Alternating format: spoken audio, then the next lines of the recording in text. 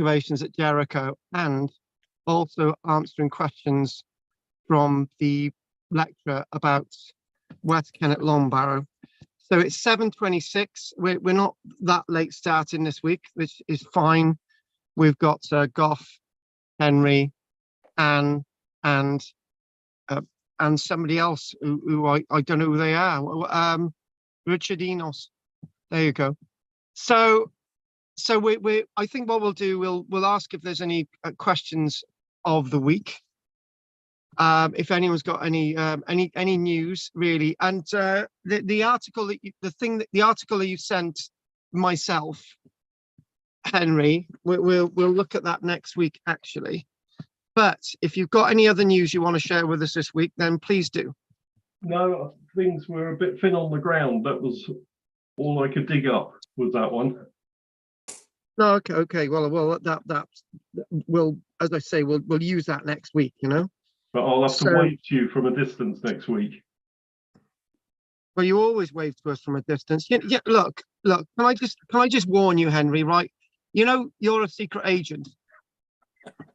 It doesn't help you tell people which countries you go into. Do you know what I mean? It's just a bit giveaway.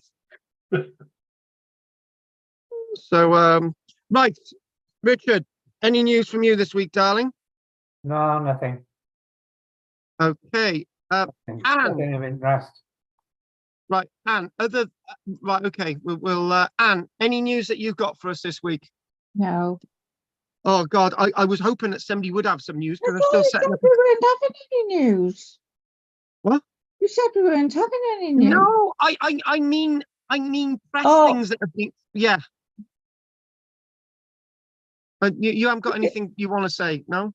I just wondered if anyone found out anything about the watchtower.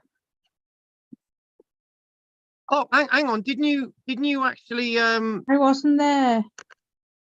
You were there. Hang on, you were right. Basically, what Richard did, he put something on social media, and he had 200 people commenting that they're going to do all sorts of things to help save the watchtower in Barry.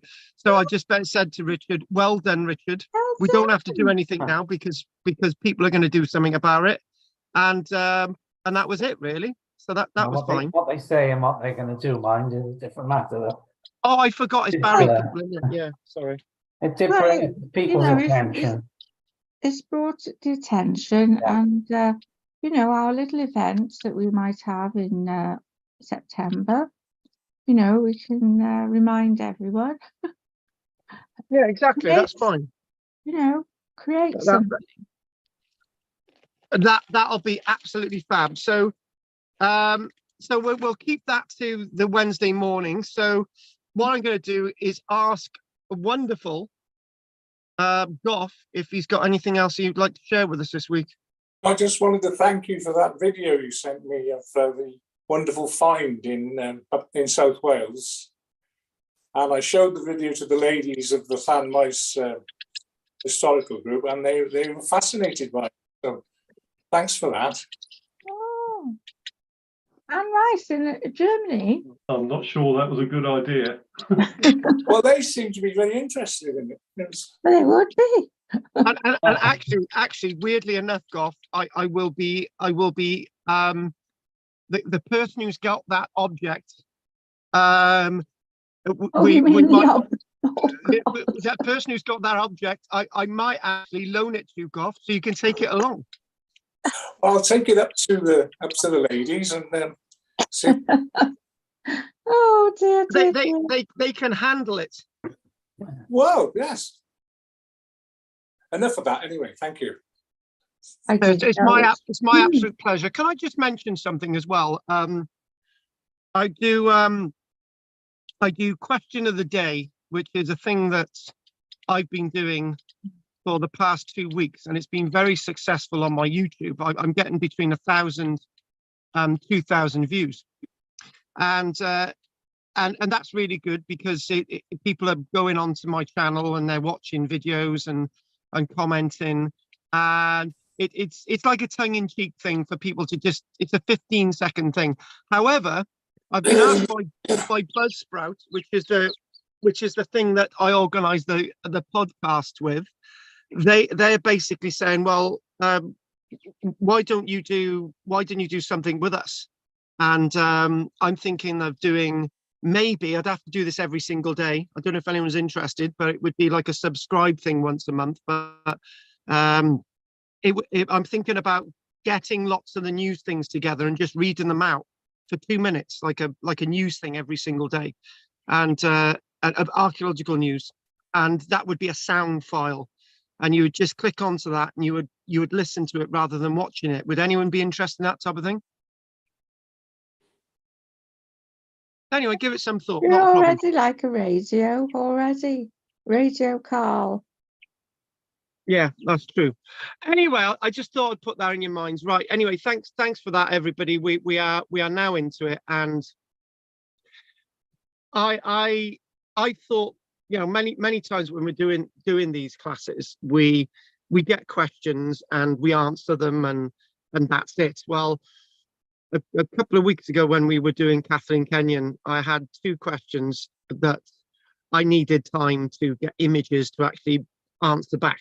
So that's what we're doing today to sort of start off with instead of news. And there was a question that I was asked about the West Kennet Long Barrow, and I can't find the original information. Somebody asked me from Tuesday, when I've mentioned about West Kennet Long Barrow, there are bones that have been found in there that predate the Long Barrow by about 700-800 years. You know, where did you get that information? And I've been looking and looking and looking. I know I found it somewhere ages ago, but I just cannot find it in my books or anything. But that is out there. So if anyone ever comes across that evidence that predates barrows, and just let me know, because I'm struggling to find out where I actually originally got that from.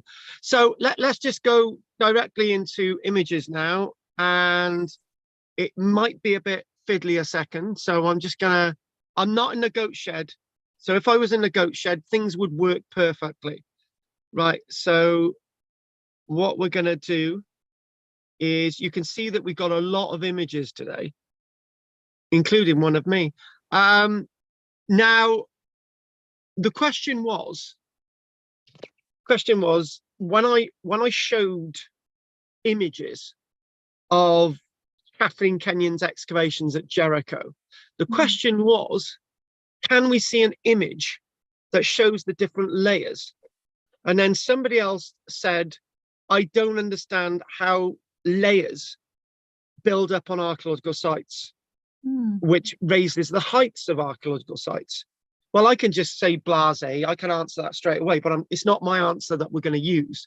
But if you were asking that question to me now, I would say, go to any cemetery and you'll see the ground level in the cemetery is higher than the footpath, or it might be higher than the surrounding landscape.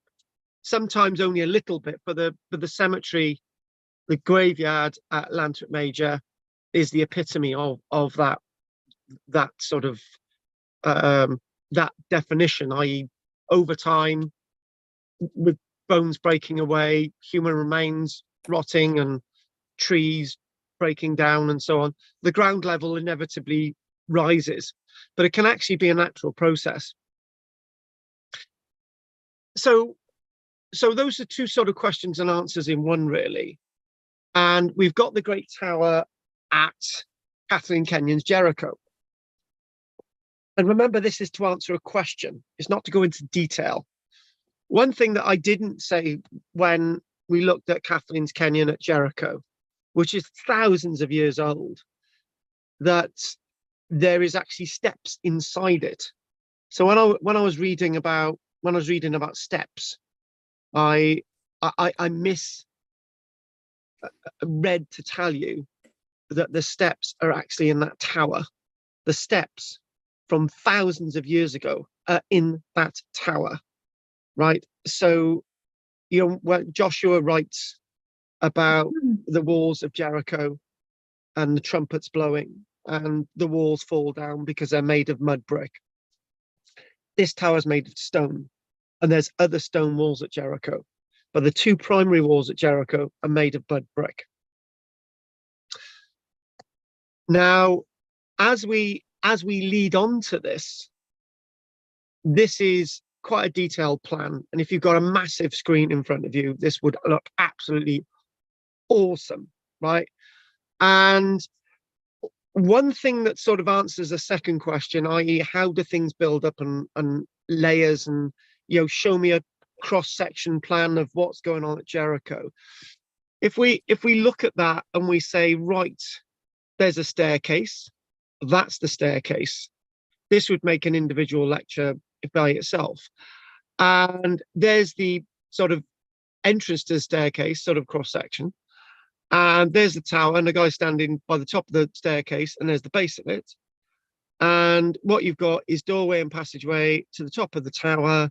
And what you have is the tower smack bang in the middle of this tower, right, is a wall, right? And that sort of wall is actually overtaken by the tower, because the tower's added onto the wall and overtakes it. And on top of that is the batter of another wall, a later wall.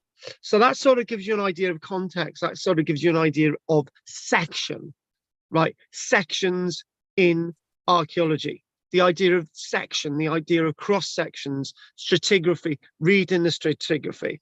And the one obviously of particular interest is the one on the right, which is actually a cross section, which sort of answers these questions that I've been asked. But one thing that I was asked is, can you go into much more detail? And that's what we're going to do. So what you can see, you can see that tower at Jericho, and I've got to be honest with you, I don't understand why the Israeli government hasn't done anything about this and sort of preserved it like they've done with other sites, because this is an important site associated with the Bible. And sorry, I've just eaten a biscuit, but unfortunately, this is another dichotomy in archaeology. When you leave archaeological sites open, layers build up on top of the layers, against layers. And if you're going, this is one of the things in archaeology, if you're excavating an archaeological site, it's best to cover it up if you're not going to do anything with it afterwards. And if you don't, it erodes and new archaeology forms, which distorts the original archaeology. And again, looking at that, sort of giving you a bit of detail. Again, this is not a lecture about the work of Kathleen Kenyon. Is just to answer that sort of question of cross section. And you can see the words Neolithic wall and ditch, right? Neolithic tower. Now, when you think about the word Neolithic, buildings, structures, that's an anathema, but it's not. Because when you think of West Kennet, Long Barrow, that's Neolithic. When you think about Avebury, late Neolithic, Bronze Age, Stonehenge, the base of Stonehenge is Neolithic, the stone stuff is Neolithic, Bronze Age. Orkney, Maes Howe, Neolithic, Bronze Age. Ness of Brodgar, Neolithic. So we do have buildings and we do have substantial structures in the British Neolithic. And then you look at places like Chattel-Hyok, which is actually, in our context, Mesolithic, but obviously in a Neolithic context. So again, reading these layers, and obviously the base layer is obviously the natural, that we would say, the yellow stuff there is the natural. And again, this wasn't supposed to be a talk about this site, but saying the tower was originally 11 meters, made of stone, and obviously we start thinking about the clay bricks or the mud bricks.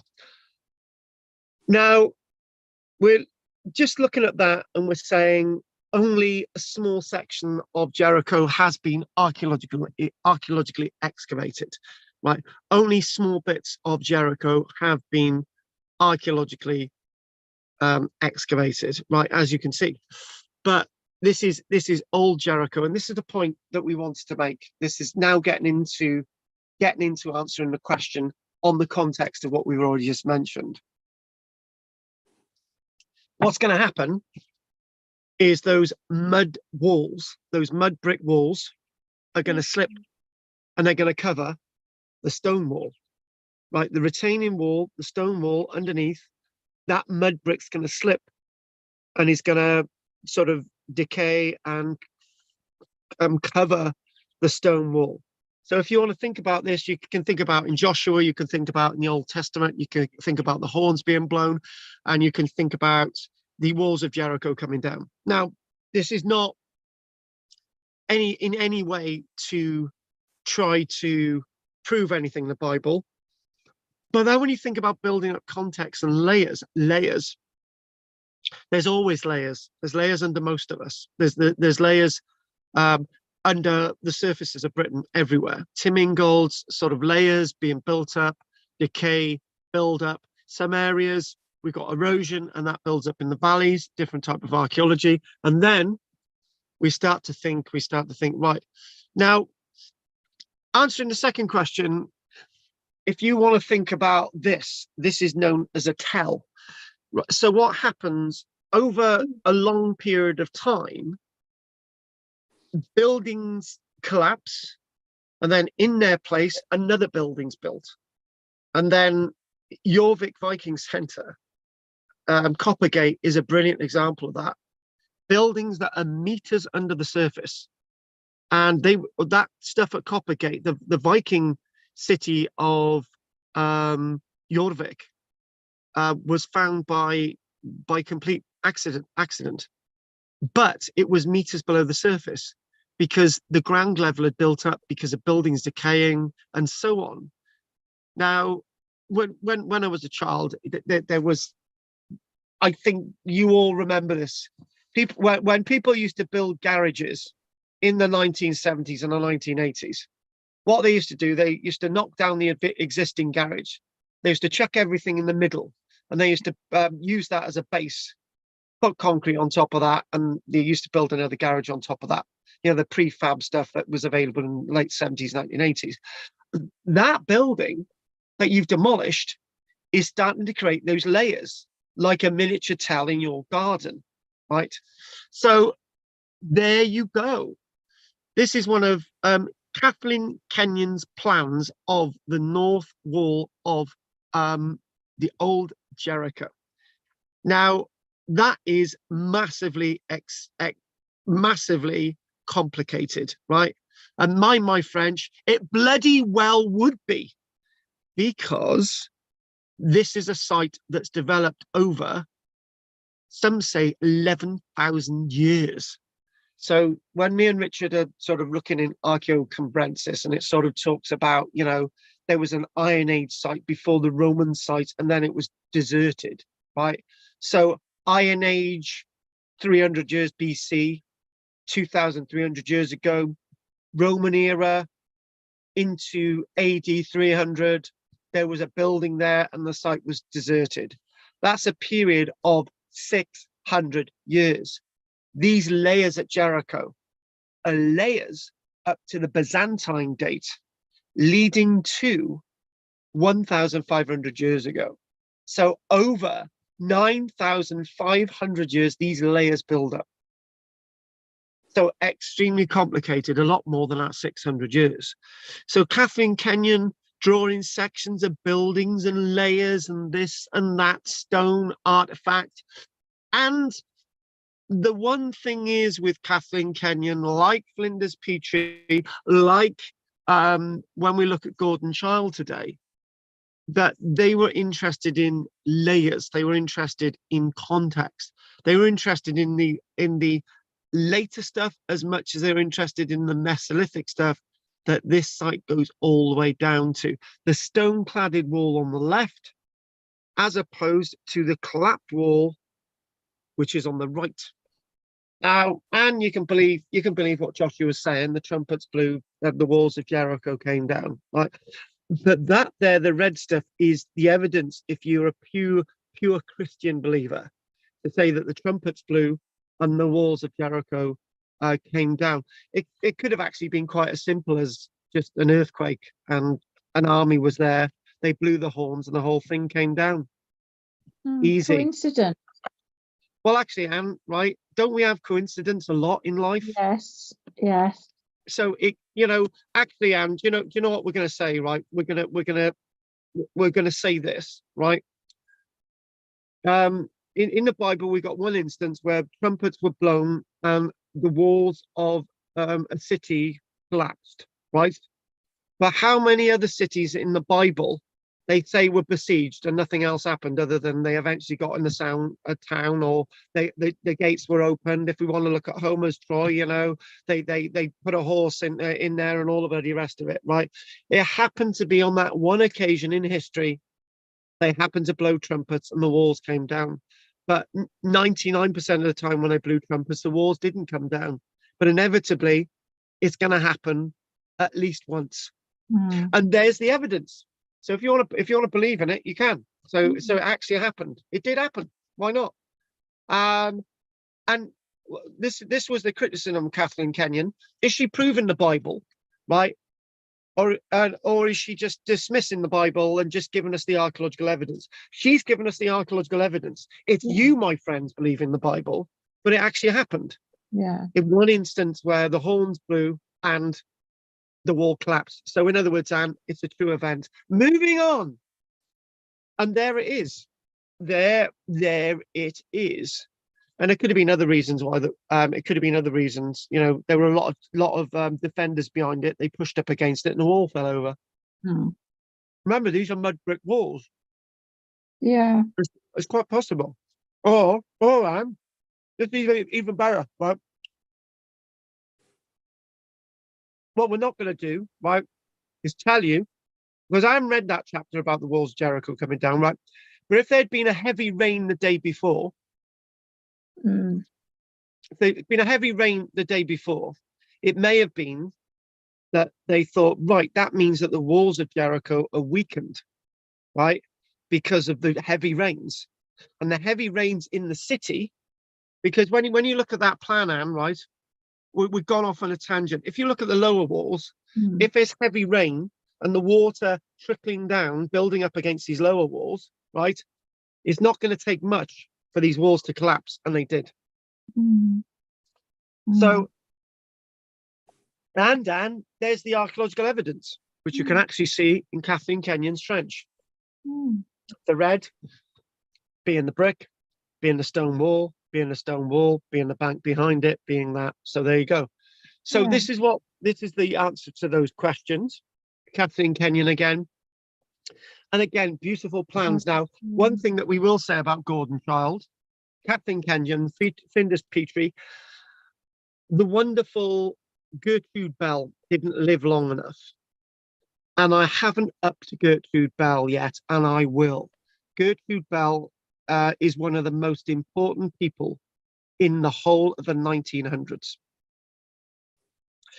Gertrude Bell is up there with the likes of Adolf Hitler, Stalin, Winston Churchill. She is actually in that list. You might be nodding your heads and thinking, now Carl's lost the plot. But when I tell you the story about Gertrude Bell, you'll know exactly what I'm talking about. Gertrude Bell created 2003. She created 1991. She created the Arab Spring. She created everything in the Middle East. She created the power of the Saudi Arabian dynasties. She created the power of the Jordanians. She created the Syrian war, right? So, Gertrude Bell is a massive figure in history, but I'm not being critical of Gertrude Bell, right? Because she had to do something, and she did. And it was her brain that decided to divide the Middle East into the way it was divided. And it had to be done. And finally, that other question was about layers. How do you read layers, right? So we've how, again, that direct question, how are layers formed? Well, basically, I answered it, didn't I? That's how layers are formed. But just try to keep it really simple, right? That thing there in the middle with the two things that like footprints, which I do believe are actually meant to be representing pottery, right? That is a ditch, right? Now, if any of you know anything about water, which obviously Goff wouldn't know the first thing about water at all, you know that water finds its own level. It's this, and in soil, there's a large percentage of water, there's a large percentage of moisture. So if you've got a ditch or a pit or something in a field, eventually that ditch or pit will fill to the surrounding height of the field. And that's exactly what's happened. But there's buildup in this pit of various different materials over various different times. And quickly how to detect that is if you're flying a plane above it, the roots of the plants growing above this ditch are going to be actually they've popped this up.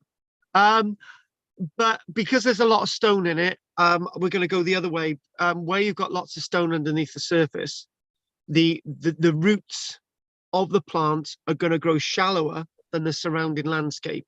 Usually when you've got roots in a ditch, they grow taller. But obviously the person who did this wanted to sort of demonstrate the other thing.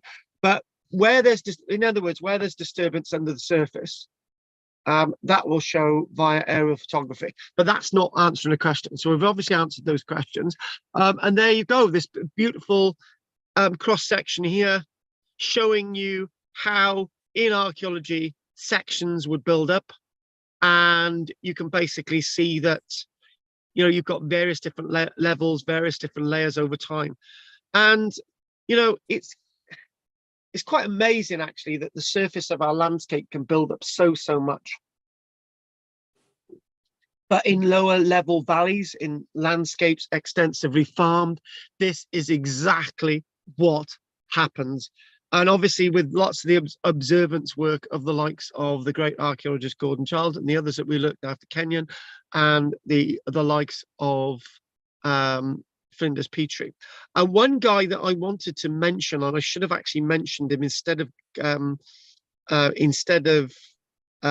Gordon Childe this week, was actually Glyn Daniels, who was actually a local boy.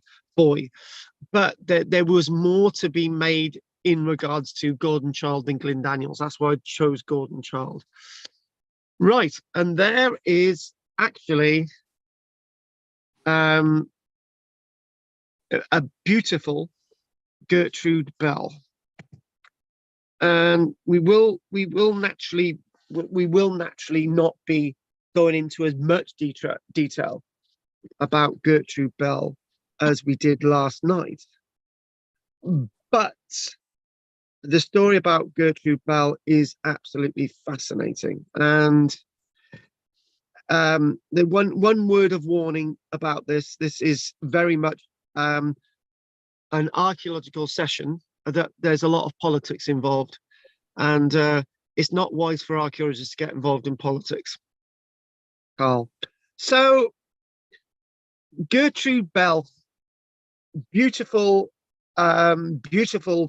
female archaeologist and political administrator in the First and after the First World War, political officer, traveller, English writer, was born on the 14th of July 1868, died on the 12th of July 1926, 2 days before her birthday.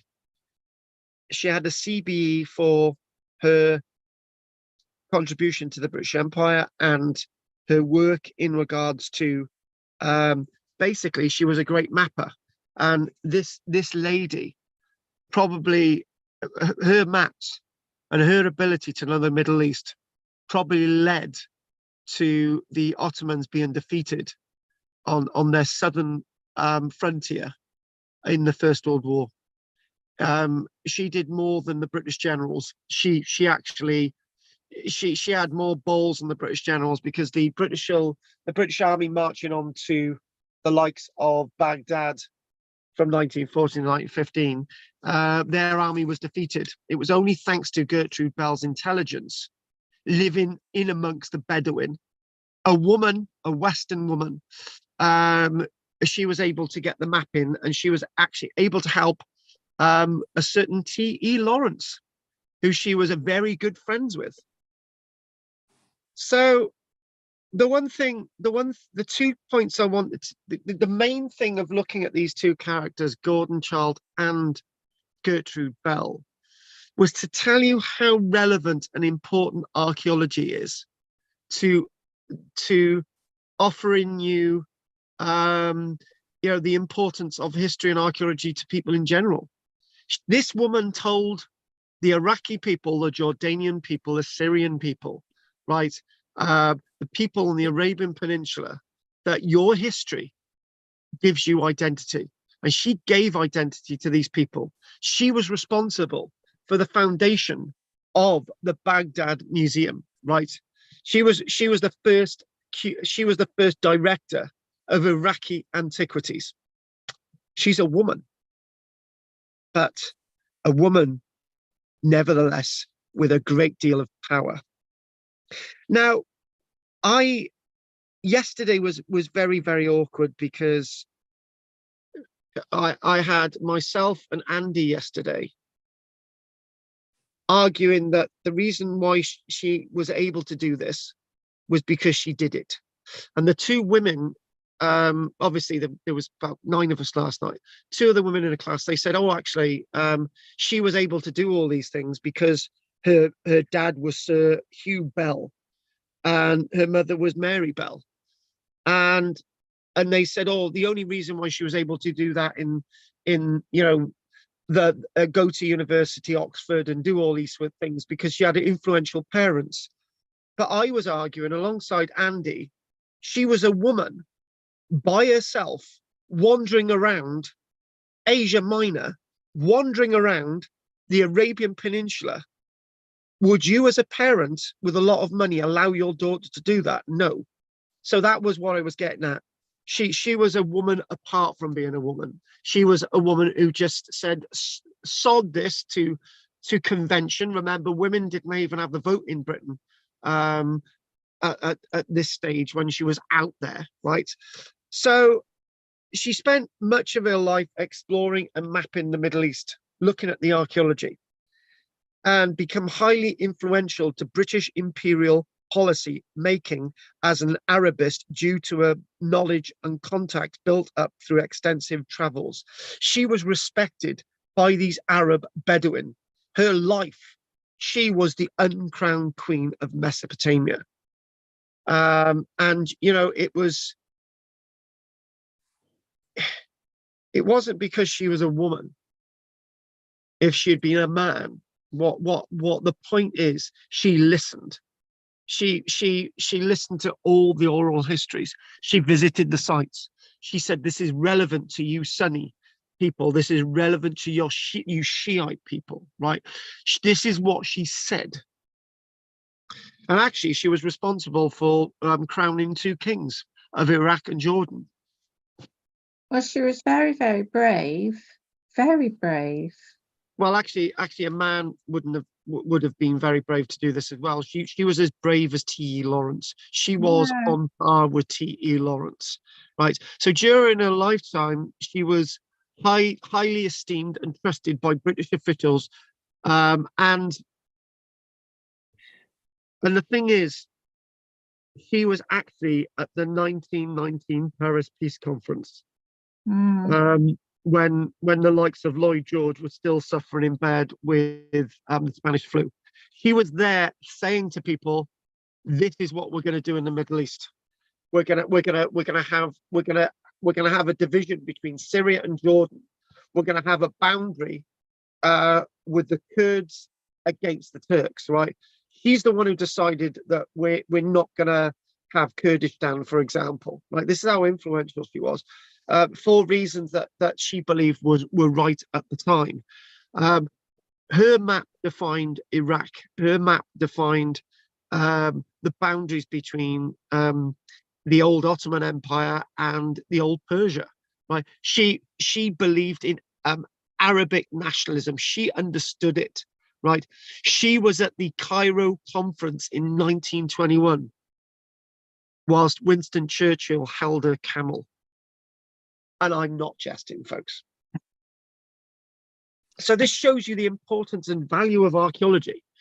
And this is what she enshrined without a foundation, without an identity, you do not have a nationalistic state. You do not have a country.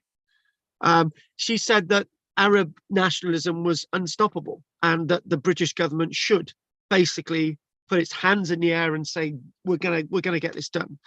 Like she was, I don't know if you have, well, you've all seen the film Lawrence of Arabia. Those that haven't, you're going to be burnt at the stake now. You saw that film, and one of the things that T. Lawrence was, he was passionate about the Arabs. And he was genuinely, in real life, passionate about the Arabs, like she was. He was respected by the Arabs, like she was respected by the Arabs. She installed the Hashemite monarchies of Jordan and Iraq, right? She was a king builder. She was a kingdom builder. This is Gertrude Bell while she's visiting the archaeological excavations in 1909 at Babylon. And, you know, she died at the age of 57 in Baghdad, actually, not far away from Babylon. And she was educated at Lady Margaret Hall, Oxford. She actually ended up with a degree, but it wasn't an academic degree. She could have a degree, but it wasn't classed as being academic. Don't ask. So a lot, I think that the point, Anne, with all due respect, as a woman, you probably see Gertrude Bell differently from me, right? I see Gertrude Bell with my feminist leanings, but as a man, as somebody who didn't take shit, right? But I also see her as somebody who just went against convention and just did it, right? I don't see her as a woman constrained by society, or somebody who in my notes said she was brought up in a privileged environment, but then said, 2 fingers up, I'm going to do what I like. That's what I see. She was educated at Oxford. That seems to be what, you know, the class of woman that great women come from, you know. It's like the Parkinson, you know, Pankhurst rather, not Pankhurst. Parkinson. Yeah. Pankhurst, you know. I mean, they have this confidence and they're intelligent, you know. They have the intelligence to see through the crap, that is there, you know, that we're all the conventional crap that that we're is all stopping her, but yeah, stopping us from being who we want to be, you know. And but of course they got slightly higher status, you know, but it's not really.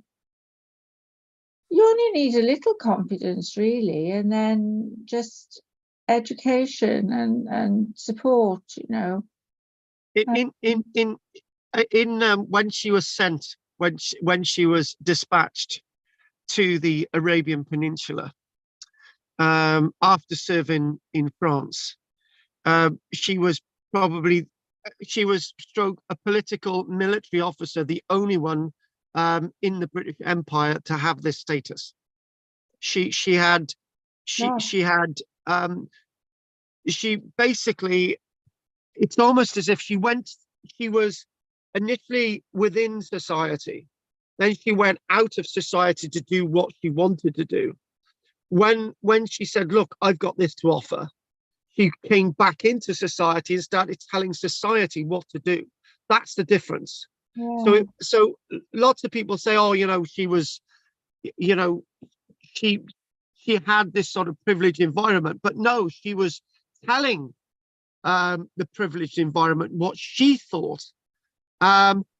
She had great affection for Mesopotamia, Iraq, great affection for Palestine, Syria, the Arabian Peninsula. And she learned that through the various excavations that she undertook, not just across that landscape, but also in Asia Minor. In other words, the likes of the Ottoman Empire as well. So she worked at this site, which is Bin Berkhisli, and the likes of Lawrence of Arabia were people that she would have come across within her archaeology.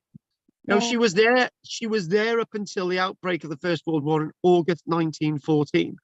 And obviously, after which point she had to leave because, as we know, the Ottoman Empire sided with the Central Powers in the First World War. So she worked with T. Lawrence. She influenced T. Lawrence. She joined the British administration in Mesopotamia in 1917, where she served as a political officer, as again political, not a politician, political stroke military officer, and she is the only woman in such high ranking civil role in the British Empire. I don't know of another woman at that stage who was as powerful as her. In other words, she was the Margaret Thatcher without standing in an election of the time. But I got to be honest with you, right? She had more influence than Margaret Thatcher. She had much more. She had much. No, and I'm going to say it. She had much more power. Did Margaret Thatcher divide the Arabian Peninsula and Mesopotamia and the Near East into individual countries? No, she did. It was her mapping that said, this is what we're going to do based on this, based on what I've seen in the archaeology, based on the sense of identity. This is what we're going to do. And they basically caved in and they said, well, nobody else has got this knowledge. We believe you. And that's exactly what they did. They believed what she said. And, you know, she basically said, you know, what we've got to do to the Sunni population, for example, of Iraq. You know, we've got to modernize it. She was like a bit like a modernizing an Iron Bevan, but not in the health service in Iraq. And this is a Westerner influencing the Iraqi world. She was so respected. But what happened really, strangely enough, she was massively influential in organizing this landscape. When she was in Iraq, King Faisal, that she had made king of Iraq, right? He basically said, actually, what we need is that we need you away from politics now, right? And we need you doing why I'm here, the history of my country. And I want you to tell the story of the history of my country to give me identity. And you know, in many ways, when I do my classes on a Monday evening, looking at the you know, we're doing 5 classes. We've just had the second one on Monday, and we've got another 3 to go. And we're sort of looking at that sense of archaeological identity in Cymru, Wales. Well, we're doing that now, and she was doing that in Iraq.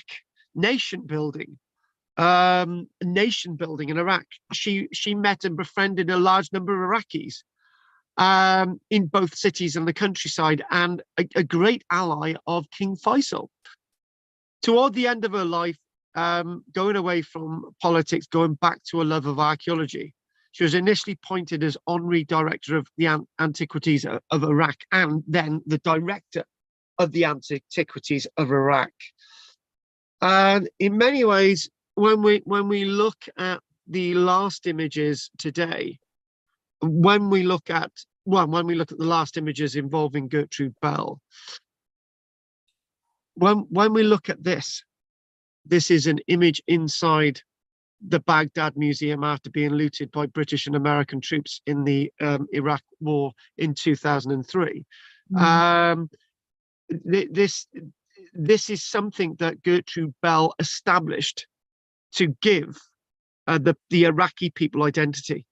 And that guy's basically saying, you know, my identity is gone. My identity has been affected. It's been damaged by this illegal invading army. And it was a British person. The irony is it was a British person who said that you need identity. And it's the same Brits and the Americans who are taking it away. So she had an absolute massive love of identity. You know, she was like the first person who would turn around to say to the Nigerian people, yeah, your bronzes give you identity.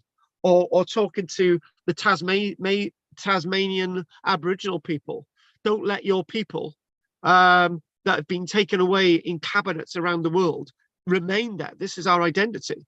This is somebody who's massively important.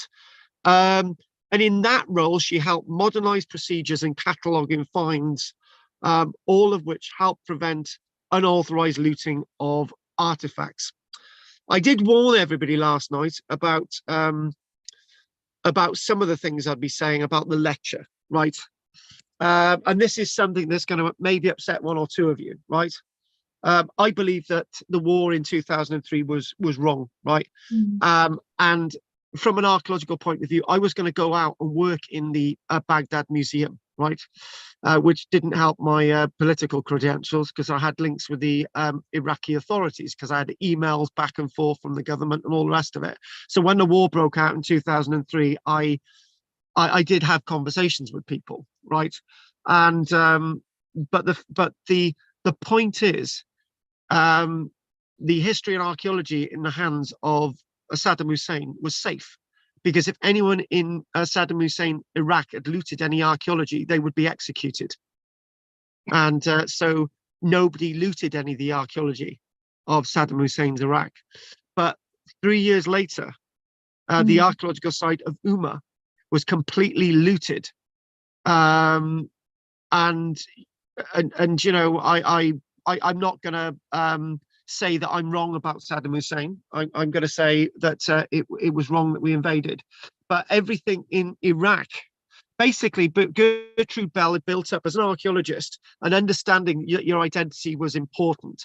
Saddam Hussein, all those years later, after the kings of Iraq had been displaced, Saddam Hussein knew that his museums and the identity were his ability to keep power in Iraq, exactly the same as Bashar Assad in the likes of Syria, the likes of all of those individuals that wish to keep their countries intact. It's the history and archaeology that you look towards. So she was, she served as president of the Baghdad Library, obviously getting the library up and running, the National Library of Iraq up and running, and founding the Iraq Museum. Where's our Iraq Museum image? There it is.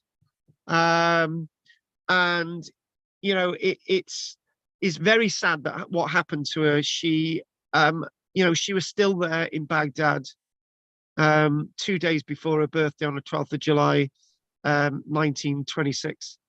And she overdosed on sleeping pills in what some people say was a suicide, but she was also in very bad ill health. And she probably opted out. But lots of people criticize Gertrude Bell, and they criticize her probably because she's a woman.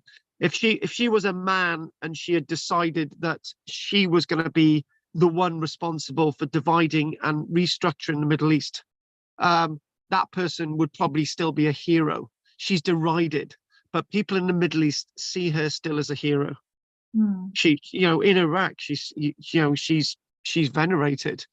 So Gertrude Bell wrote extensively. She translated books on Persian poetry, published multiple books like Gordon Child, like Flinders Petrie, like Kathleen Kenyon, like Karl-James Langford. Oh, no, sorry. Adventures and excavations, and sent a steady stream of letters back to England. And basically, this steady stream of letters back to England that you can still get on eBay, right? Letters of Gertrude Bell. Well, she wrote this in the First World War, in World War One, and the letters influenced British policy on what they decided in 1916 as an end result. If the Ottoman Empire was to be defeated, what was to be happening in the Middle East, because she's the only one who really knew the Middle East alongside T.A. Lawrence. I got to mention somebody on our YouTube, Black Patch's dog, has mentioned Carl. She met a lot of would-be world influencers at Oxford, which set her up, and her parents backed her financially, not something a normal late Victorian would get. Again, But she did it, didn't she? actually, what again, that was what was said. That was what was said yesterday, you know, by the women. They said, you know, if it wasn't for her going to Oxford, and if it wasn't for the financial backing, and if it wasn't for her meeting people, if it wasn't for, you know, that, she wouldn't have gone anywhere. But okay, let's just look at it this way, right? She didn't get a degree at Oxford, but she still went to the Middle East. She still spoke to Bedouins, right? She still climbed up mountain faces because she's a mountain climber. She learned Arabic, right? So are we seriously saying that the letters that she then sent back would have been ignored? I don't think so. I'm you know, I'm just, I hate this excuse given that, you know, I had disagreed with the two of them last night. I disagree with our friend online. I just felt that, I feel that her background was not as important as we're making it out to be. That's what I'm going to say.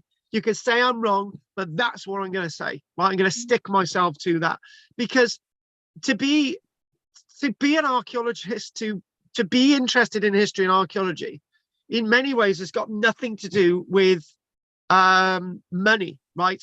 You know, you know, being an archaeologist myself, I've put myself through university, right?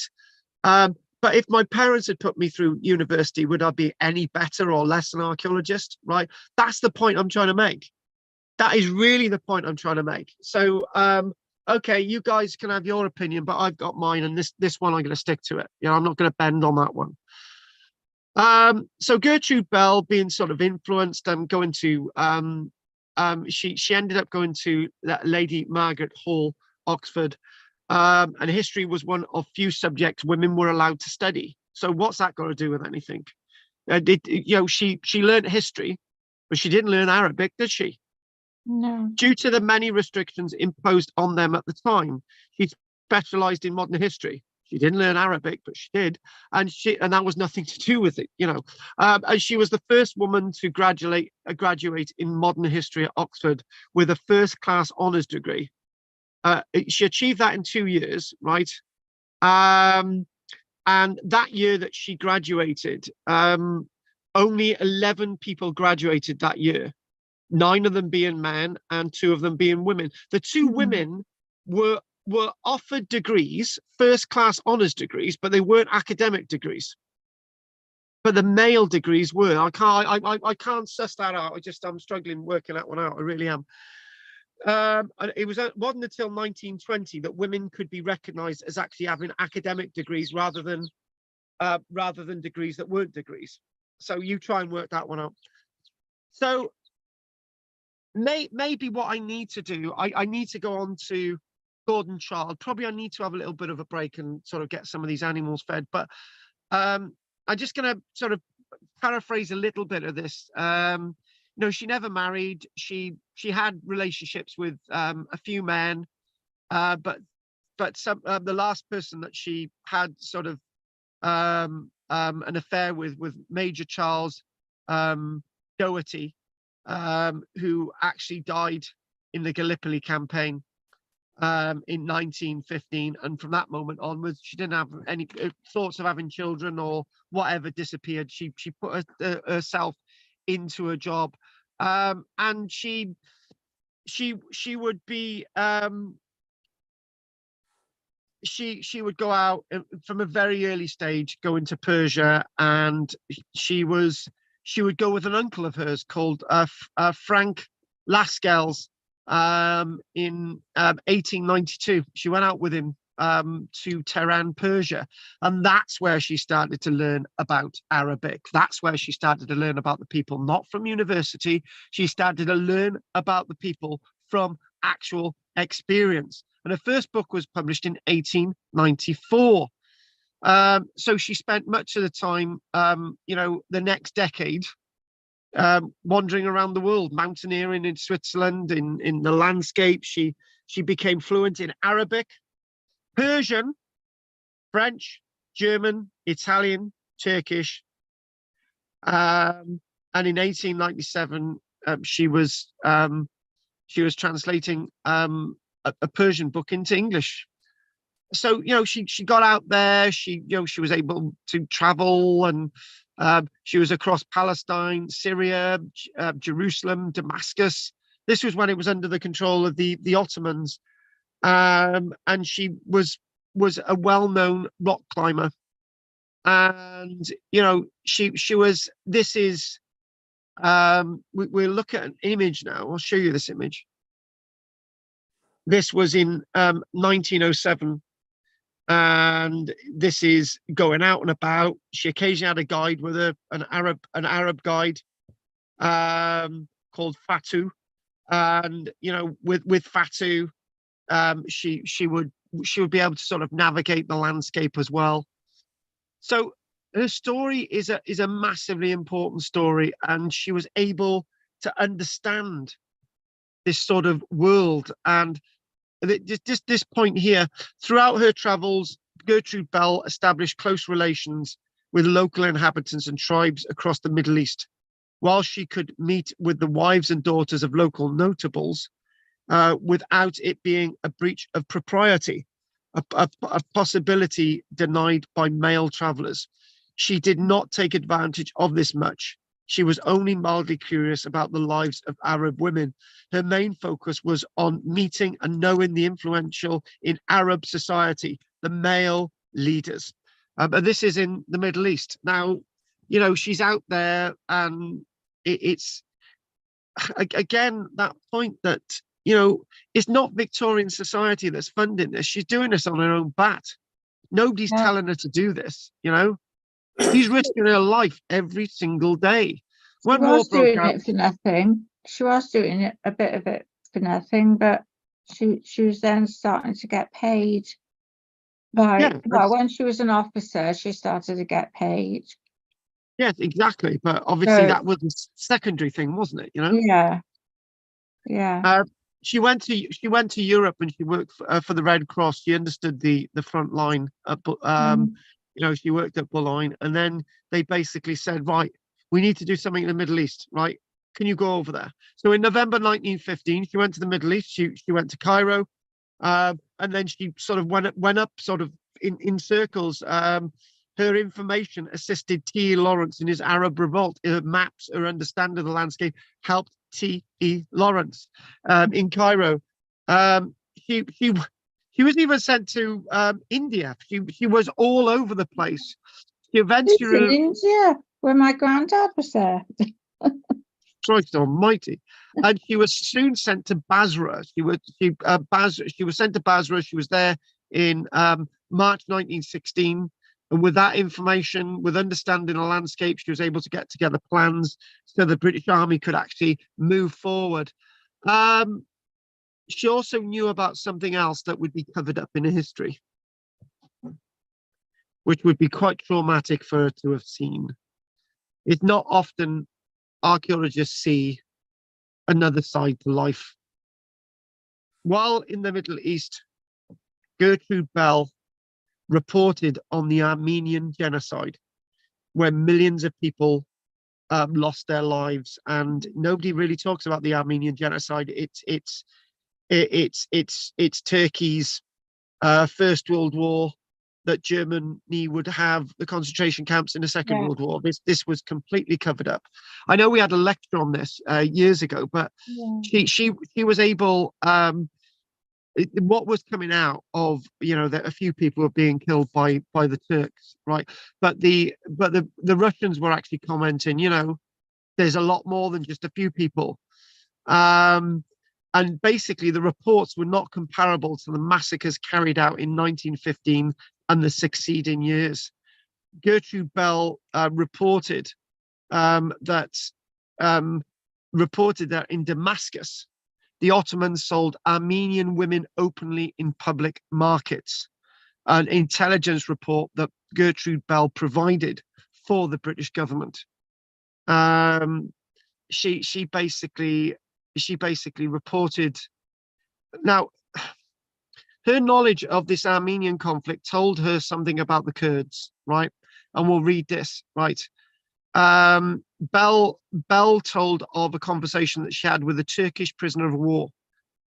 And she said the battalion left Aleppo on the 3rd of February and reached Ras al-Ain in Armenia in 12 hours.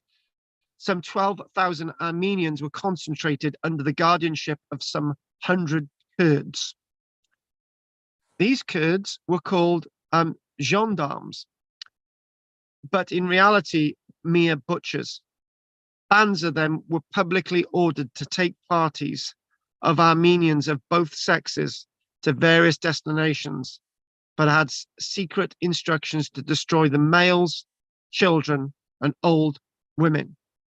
One of these gendarmes confessed to killing 100 Armenian men himself. The empty desert cisterns and caves were also filled with corpses. One man can ever think of a woman's body except as a matter of horror instead of attraction after Ras al-Ain. And basically saying this was just beyond. And what we're getting at there, can you see what we're getting at? She understood what people were like. She understood about the Kurds, right? She understood about the Armenians. She understood about the Iraqis. She understood about the Sunnis and Shias. She understood about all these things by direct experience. And that's why she was massively influential at the Paris Peace Conference of 1919. And she was basically there. She was basically there ahead of senior officials that should have been there to decide things. She was actually at the table. You know, can you imagine? Everybody's looking around. There's a bloody woman at the table. Yeah, Christ. But she knew more than any of the men in the room about the Middle East. She knew more in that room than anyone, right? And there was something known as the Sykes-Picot Agreement, which had been established. And the Sykes-Picot Agreement was basically to decide what was going to happen to the Ottoman world. And she basically said, right, this is what's going to happen to the Ottoman world. You might want to divide the Ottoman world, but this is how it's going to be done. And then she would go out. You would go out visiting the world, speaking to people. You know, when in that film Lawrence of Arabia, it talks about why aren't we listening to the Arabs, right? You know, we should be listening to what the Arabs want, right? And she basically said, right, yeah, it's the Arabs it's the Arabs who I'm listening to make up these boundaries. The British government and the French wanted to do something else, but she said, no, this is how it's to be done. And then finally, 1921, the Cairo Conference, she was sat alongside and with the likes of Winston Churchill. And eventually the landscape would be divided and organized. And she became the advisor to King Faisal in 1920, 1921, in regards to basically saying, right, King Faisal, right, this was a guy that she had basically installed as a king, right, in Iraq. And basically saying, you know, we could, you know, this is what we need to do. And also she was influential in designing the Iraqi flag. You can't make any of this up. You know, she had to mediate between Shias, Sunnis, Kurds, Jews, Assyrians, all these Well, people. the Armenians were Christians, weren't they? The Armenians were Christians. Obviously, most of them were dead at that point. So she was, you know, this library in Baghdad established 1919, 1920. She's at a peace conference, but she's also, it was known as the Peace Library, right? And she got people to fund the show fundraising to get books in there, you know. In Arabic culture, in bits of Arabic culture, it's not like the Quran, for example. You know, the Quran is always replaced. So the old Quran is destroyed and you get a new Quran, right? So in the Arabian world, it's like, you know, what we've got to do is I've got to tell people that actually your books are important. This is your history. This is your identity. So this was something that she's getting into the minds of people, just getting in there and just basically saying, look, this is what we need to do. And what she basically come up with legislation to protect the antiquities of Iraq. You know, the legislation which would protect these artifacts until it was robbed and destroyed by Allied servicemen in 2003. And you know, this would be, you know, this, she would basically say, look, you know, we've got to protect the archaeology. And actually nobody could excavate in Iraq without her knowledge. She decided that where people could excavate, antiquity legislation was decided by her. She decided what was going to happen. She decided where these things were going to happen. And it was called Bell's Law, was passed in 1924. This would be a standard model used elsewhere in the world that would judge the importance of where artifacts went, how it went. You know, this was what was happening. And finally, the Baghdad Museum, this is inside the Baghdad Museum, as director of antiquities, my God, Bell was responsible for storing excavated artifacts for cataloging and so on. Storeroom, she basically said, look, we need a museum. We need a museum. So she went to Faisal, and you know, the initial call to build a new museum was rejected. But she said, basically said to Faisal, she said, look, you know, if it wasn't for me, you wouldn't be here. And basically Faisal put his hand in his pocket. And by March 1926, the Baghdad Archaeological Museum, the Iraqi Museum, was being constructed. And it was opened in June 1926, shortly before Bell's death. In many ways, Bell had done everything that she ever wanted to achieve in life. There was probably nothing more that she could have done. It's quite likely if she returned back to the UK, she would have been derided. She would have been, don't quote me on that, but I've got a feeling she would have been sort of out of class. It's almost like when people came back from the Vietnam War in the 1970s, they felt that they were doing something right and they made progress, and then they come back and people derided them. And I'm getting that idea. She died in Baghdad. I'm getting that from how the likes of Howard Carter was actually treated when he came back after excavating Tutankhamun. Howard Carter became a recluse, and you know, maybe she opted out because, you know, she couldn't see a way back. And I could say much more about Gertrude Bell, but what I've done, I think I've achieved what I wanted to do, because we're going to do Gordon Childe next. Baghdad Museum, obviously, this is, she would have been turning in her grave if she would have seen this. And the same people, you know, looting these sites that, you know, were her blood. So obviously Iraqis would have been going out doing this as well. But if it wasn't for the British government and the American government invading Iraq in 2003 in the first place, this would never have happened. And, you know, things would have been a lot different. But obviously Tia Lawrence, and there she is, our beautiful Gertrude Bell.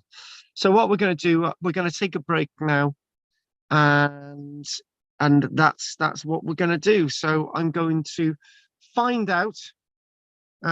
I'm gonna have a cup of tea or something, and let's see if there are any questions. Anne, being the only woman within our little group today, would you agree with those ladies last night that said, you know, she wouldn't have been able to do all this if she hadn't had that money? Or would you be like me, who would say that she should have done it anyway? Well, where are you sat there? Well, you know, I've often I've often said that about certain class of women, you know, and weren't they lucky, you know, they had the backing. But, you know, it you know, not all women are going to go out there and do exploration or do anything particularly interesting, because there's no role models. In fact, she had like a male role model, probably. You know, other archaeologists, you know, or maybe T. Lawrence, I don't know, but whoever was driving her was something like unique to her. So Yes. I think there is something special about a woman that goes and does something like that. It's just so big, isn't it? It's massive, Yes. really. Yes. That sort of I mean, you massive. could say it yeah. about, you know, the nurse, you know, Florence Nightingale, you know. Yeah. She probably had a good background, you know, but anyway, no, I think thank goodness. Thank goodness they had it, you know. At least they gave us role models, you know, for women for the future when we could afford to do it, you know. I think you are right. I think the question is here: if Gertrude Bell hadn't been on the ground, right? How would the Middle East have happened? And you know, because they wouldn't have had the information to do it. No. They you know, obviously they had T. Lawrence, but T. Lawrence wouldn't have been successful if it wasn't for her. No.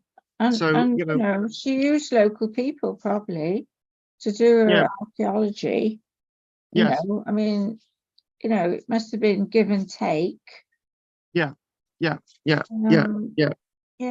So no, I think you've got to be a bit more, you know, generous then towards these women who've done these things, and say I'm glad they did, you know. Exactly. I agree with you. Right. Okay, then. Anything from you, Rich, before we have a break? Richard don't want to say anything. I think Goff upset him. You don't want to say anything. Yeah, no, here I am.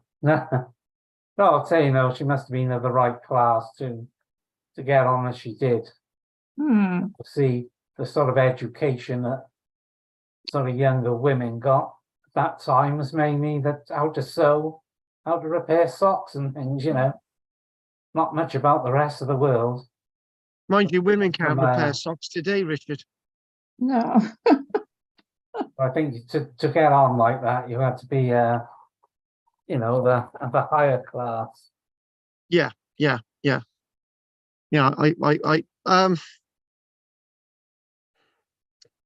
want to agree with that, but everything that I said, I'm thinking, well, maybe should have done it anyway. But obviously, the education bit, yeah, you got a point there, yeah.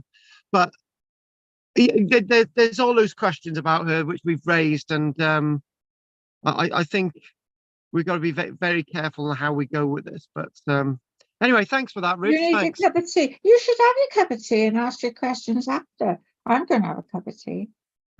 Well, you know, Goff wants to ask questions now because he's in love with me. The problem is with Goff, right? Is I want to know when he's going to Madeira because I want my Madeira cake. Oh, obviously, Gertrude Bell, towards the end of her career, was in an administrative role for a lot of things. And what a mess the Middle East is, thanks to her and people like her. But what I wanted to ask you, what's her greatest contribution to archaeology? Is it her law or what else? The layers. patients she did, you know, what's to archaeology, what did she do? Legislation. Basically, she set the mold. Obviously, her contribution is that she did establish the museum in Baghdad. She stopped the illegal trade in antiquities.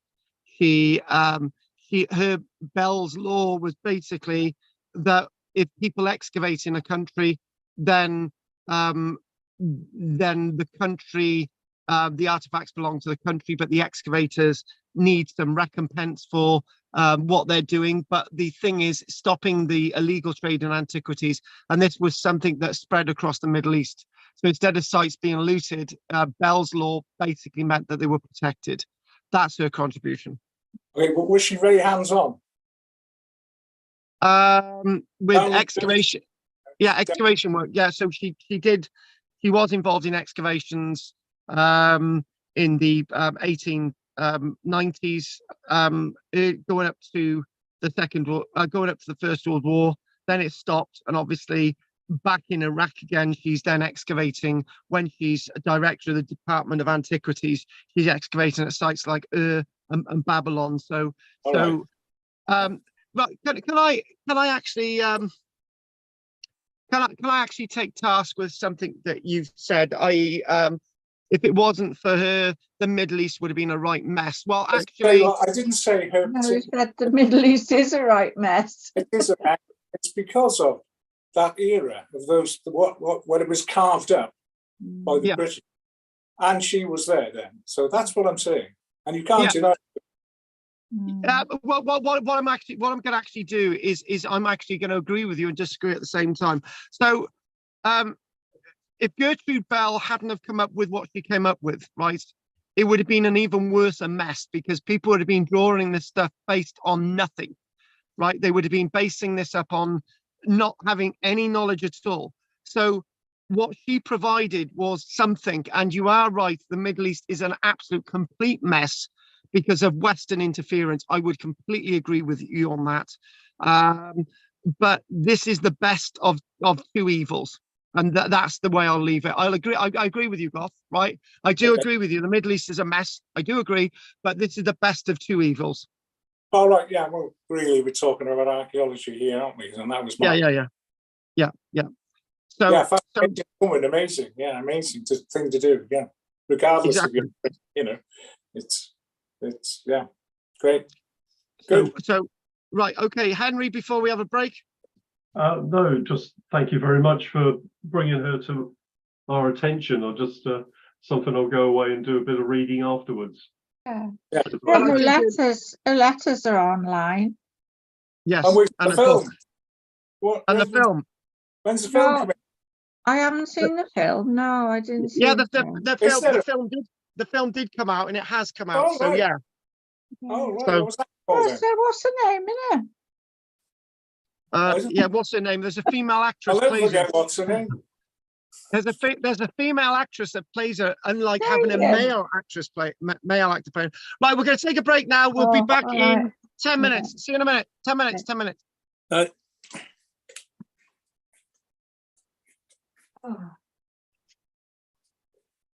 I'm going to have a cup of tea, coffee.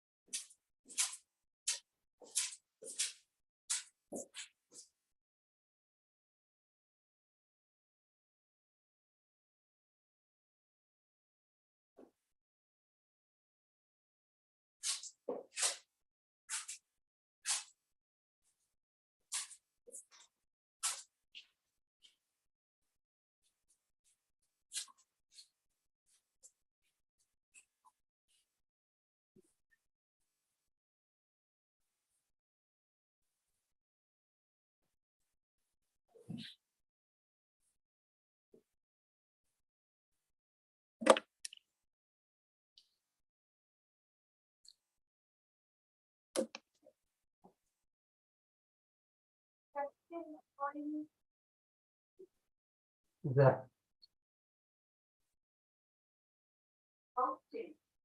Mm. the, Mm.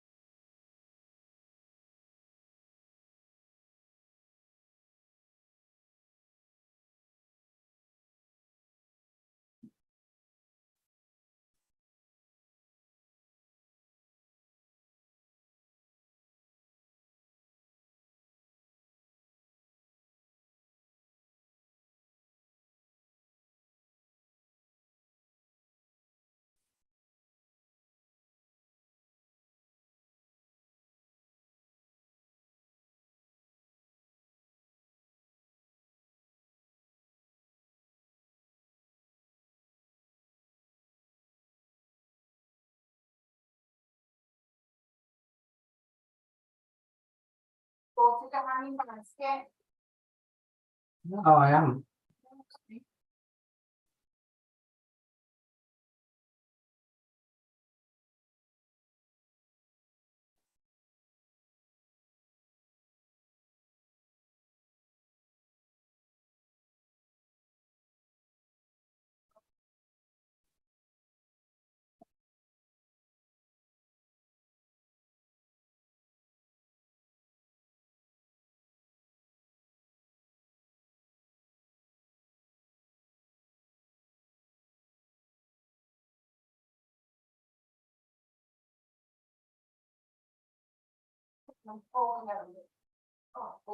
The,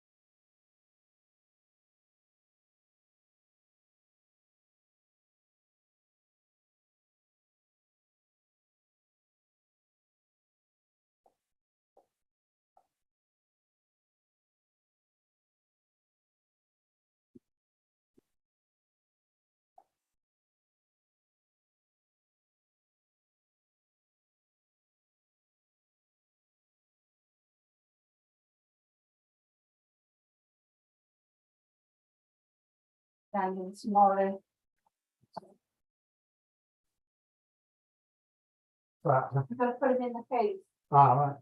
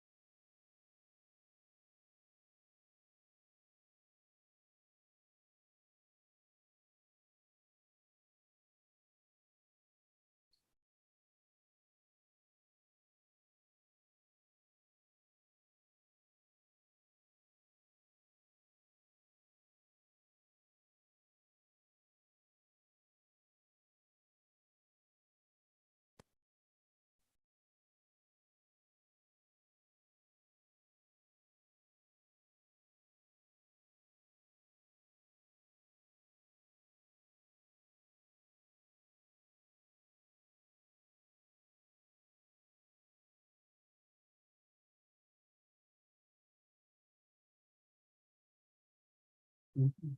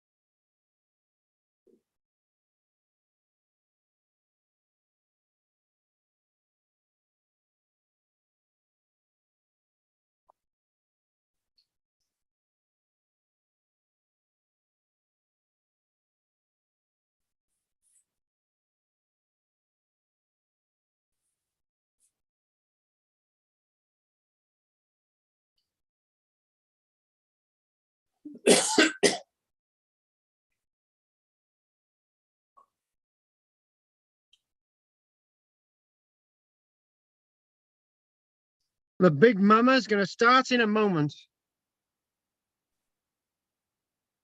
Do you know, Arkoff, it's almost as if you look like one of those 1970 porn stars.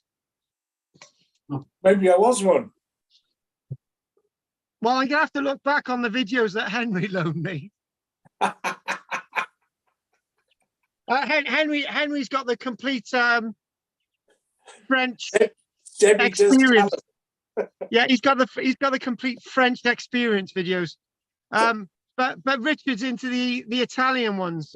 You know, when I sent Richard a video that said the Italian job, right? Richard started looking online, right, and he came up with all these porn sites.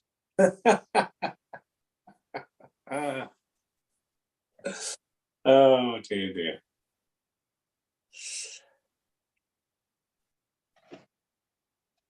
The question is, do you miss the live classes? In a way, not towards the end, but yes, I suppose I quite enjoyed them. Yes, they were good. But it was a hell of on reflection, it was a hell of a workup for you, wasn't it? Say that again? It was a hell of a workup for you. Yes. A little reward, really. Yeah. The thing is, it was yeah, well, I was hoping to, we were basically there with where I wanted to be. And obviously then everything happened. So Well, did anyone notice that me dash off before, at the beginning of the talk? no, nobody really cared, Dan. No, I know, and I nearly had a heart attack because I left me blooming. I'd spent 2 weeks. Yeah. I spent a week What? bringing my rhubarb back to life in a jug of water. You know. And I cut it up tonight and put it in a pan with the My sugar dad used to pee on his rhubarb. and the water, and Yep. I burnt the hell out of it. I could smell it. I could smell it, you know. So roasting. in other words, you boiled it so much that it was just like a putrid stain on the floor. No, it was in it. Talking about putrid stains, we've got to crack on, right? So okay, then we'll. I just got to. You know, I'm having my Greek style yogurt as I'm talking. So okay, so now we're over to Gordon Child. Now, I can feel Goff's frustration a little bit today. It's like thinking, well, you know, we haven't done as much archaeology as we're meant to, but I needed to, the whole point of Gertrude Bell was to try and get people to understand that, you know, the relevance of archaeology, or how dangerous archaeology can be, or, you know, what archaeology is about. This is what I'm really focusing on more than anything at this minute. And this character is a really interesting character in that he paints another picture about archaeology. And this guy is called Gordon Childe. And if you can bear with me a moment, I've got to organize my electrics a moment. And that's all sorted. And good. So let's crack on with Gordon Childe, and let's just get my information up here. And Gordon Childe. Now, archaeologically wise, we're doing, the Neolithic period at this minute, and we will be looking at one of Gordon Childe's most famous archaeological excavation sites, that being Skara Brae. And in fact, when it comes to British archaeology, Skara Brae is one of our top archaeological sites in Britain, and we'll be looking at that next week. So, if we spend 20 minutes looking at Gordon Childe now, we'll be looking at any other detail next week as well. And 14th of April 1892, died on the 19th of October 1957. And also, this is another archaeologist that took his own life. He opted out. Oh dear. And it was because he was very much Sensitive. he was very much like Howard Carter, in that towards the end of his life, he was a little bit derided and dismissed. However, like Gertrude Bell, like Flinders Petrie, these people have turned out to be, and Kathleen Kenyon, turned out to be some of the most influential figures in archaeology for what they offered archaeology. He was an Australian archaeologist, but he was massively into the prehistory and the Neolithic world of Europe, and in particularly Great Britain. He opened up, for example, Orkney to the world. And he spent most of his life actually in the United Kingdom, from his beloved Australia. He was an academic at the University of Edinburgh and the Institute of London. He wrote 26 books during his career, which is quite a nice chunk.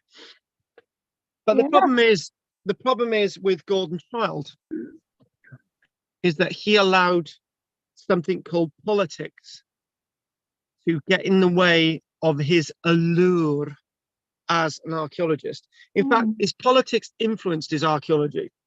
I'm definitely not a socialist, and I'm definitely not a Marxist. However, in many ways, I'm leaning towards what Gordon Childe told us and tells us about archaeology. And in a nutshell, this is how we brought the nutshell last night. In a nutshell, Gordon Childe told us that history is not about the rich and famous and kings and queens. Archaeology is about you and me. That's what he's told us. And he basically gave us words such as Neolithic revolution and urban revolution. Well, in lots of ways, the word urban revolution is something rather interesting, which is probably a term that none of us have come across.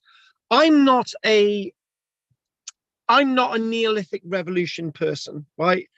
I'm more of a transitional person. I believe that things happened over long periods of time, and they change slowly, or long periods of time and people continue to be Joe Bloggs and they didn't want to be somebody else.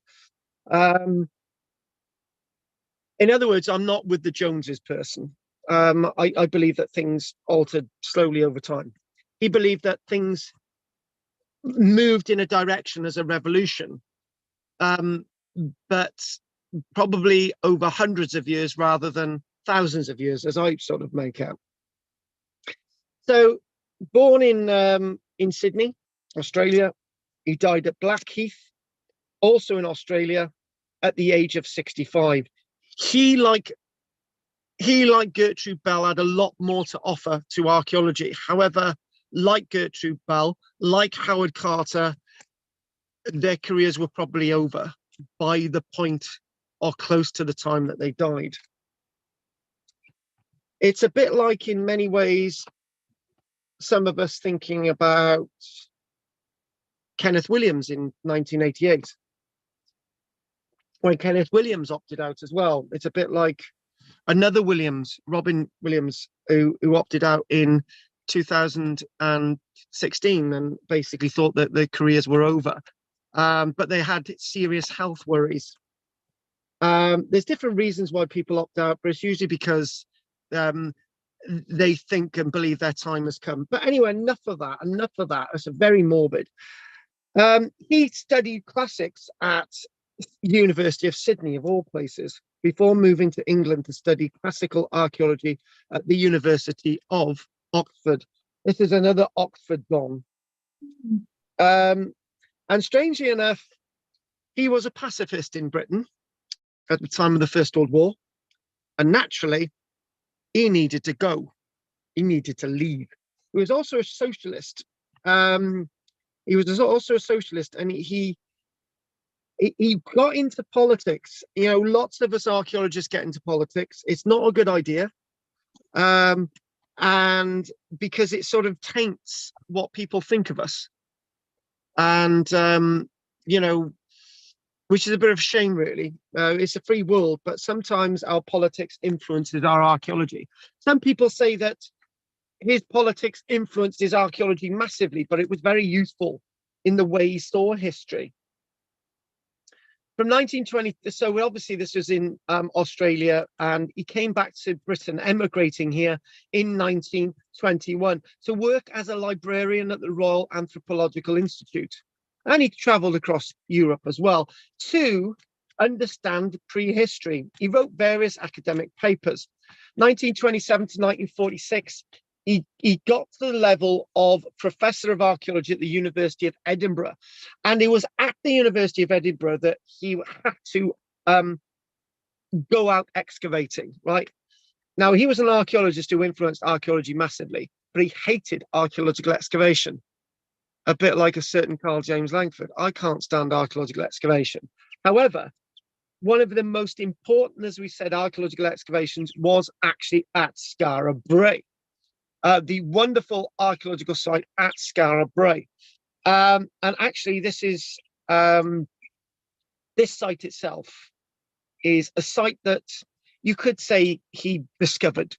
We already known it was there in 1850, but this is a guy who discovered the archaeology of the site and worked on the archaeology as part of providing archaeological excavation experience for his students. He also excavated at this site, which is Maeshow, and this is also on Orkney. And he also excavated at this site, which is Coines, which is on the island of Sandy. I have got the pleasure to say that I have visited all of these sites. And if it wasn't for Gordon Childe, I don't think we'd know as much about these sites if he hadn't have excavated them in the first place. So we do think about this character as being massively influential to our understanding of the Neolithic period. For example, he knew this bloke. Well, this is actually the actor playing Stuart Piggott in the film The Dig, which is about the excavations of Sutton Hoo. This is Stuart Piggott. Now, Stuart Piggott married but didn't have children for certain reasons, because he was of another persuasion. Gordon Childe is said, you know, he didn't marry either, but it doesn't mean to say he was of that persuasion. And also he was in the classification alongside this guy, who actually looks like one of the politicians from the 1970s. This is Graham Clark, the guy who excavated at Star Car, another site that we visited.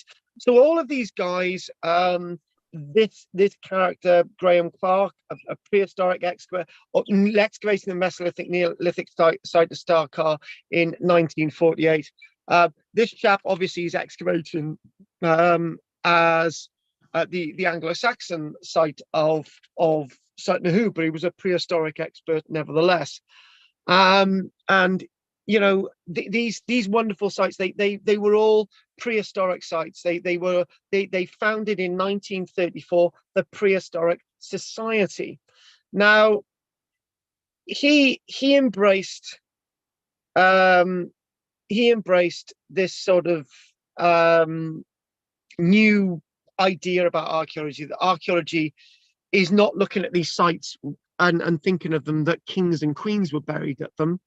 He's looking at these sites and thinking that Anne, Gough, me, Henry, Richard, we lived at these sites thousands of years ago, not kings and queens. In other words, back then, everybody thought, well, not everybody, lots of people thought about history in means of kings and queens. For example, only a king or a queen would have lived in something, would have been buried at a site like this. Or lots of archaeologists would have said that this site at Coines on the island of Sanday. But he started to say, actually, it was common people, normal people who actually were buried at these places. So this was his Marxist thinking, and it's very, very important to think that his societal sense of community was guiding the way he interpreted archaeology. I've already laid out that I'm not of this socialist persuasion, but in many ways I follow what he's saying, because I have said to you guys, right, the Neolithic period, it started off as family groups coming together, digging ditches, having a settlement, causewayed enclosures, family orientated communities. Then things start to move along. You've got family communities where you've got the burial chambers, and then you start to get some kind of hierarchy coming into the Bronze Age. That's when things change, but it's still the small people, the little people on the board. And he was actually done with archaeology because of the bias towards him and his thinking at the age of 65, and he retired to the Blue Mountains in Australia and opted out. But he gave us these terms: Neolithic Revolution and Urban Revolution, and it was Gough earlier on who basically said, you know, what was Gertrude Bell's contribution to archaeology? Well, we talked a lot about Gertrude's politics, and maybe we should have gone a little bit more into the archaeology. But when we think of the likes of our friend here, he very much influenced lots of the ways we see modern archaeology even today, and even some of the teaching that I'm offering you. It's said in 1980 by a writer known as Bruce Trigger of Gordon Childe. It's said about Gordon Childe, if we get another image, there's Gordon Childe's excavations. There they are, late 1920s. A Starcar, Orkney. It's said, by far the most important source of Gordon Childe's thinking, especially in the early stages of his career, was the highly developed Western European archaeology, which had been establishing as a scientific discipline for over a century. His research and publications took the form mainly of contributions to the development of how archaeology is to be seen. In his thinking was also influenced by ideas derived from Soviet archaeology and American anthropological thinking, as well as from more remoter disciplines. He believed that archaeology should be influenced by what other people said about archaeology, dendrochronology, and so on. He had a subsidiary interest in philosophy and politics, and was more concerned than were most archaeologists of his time with justifying the social value of archaeology. The social value of archaeology. He believed not only archaeology was of the people, was for the people. That sounds like a speech that an American president would make. But he believed that archaeology should be relevant And this is why I'm doing this. This is why I do these classes. It's making archaeology relevant. I've got something to offer you guys. That's why you're still doing these classes, because you're learning something. But I'm offering you archaeology, offering you what archaeology is. And this is what Gordon Childe said. So I'm very much of the Gordon Childe school. His idea of Marxist archaeology, this is what Gordon Childe said about Marxist archaeology. And you could say, you know, there's lots of different types of archaeology. You could actually say Ananurbe archaeology, right-wing archaeology, right? Which is being turned out to be, you know, there's lots of things wrong with that. But Marxist archaeology, to me, Marxism means effectively a way of approach to a methodological device for the interpretation of historical and archaeological material. And I accept it because, and insofar as it works to the average communist and anti-communist alike, Marxism means a set of dogmas, the words of the master from which, as among medieval schoolmen, one must deduce truths which the scientist hopes to infer from experiment and observation. So in other words, as I've said, and I'm saying this more and more, it's the archaeology that tells the message. It's that tells the message by experiment and observation that we can offer in archaeology. And there's nothing wrong with that as a Marxist thinking. And this, I think more important than anything, right, is to tell you this. But before I tell you this, you know, I'm what's called a post-processionalist archaeologist. I believe that, you know, archaeology should evolve, and we should see things, and we should look at different theories and objectively understand processionally how archaeology works. You know, what we do in lectures, we go further, and this is what we do. The word post-processionist archaeologist, thanks to him.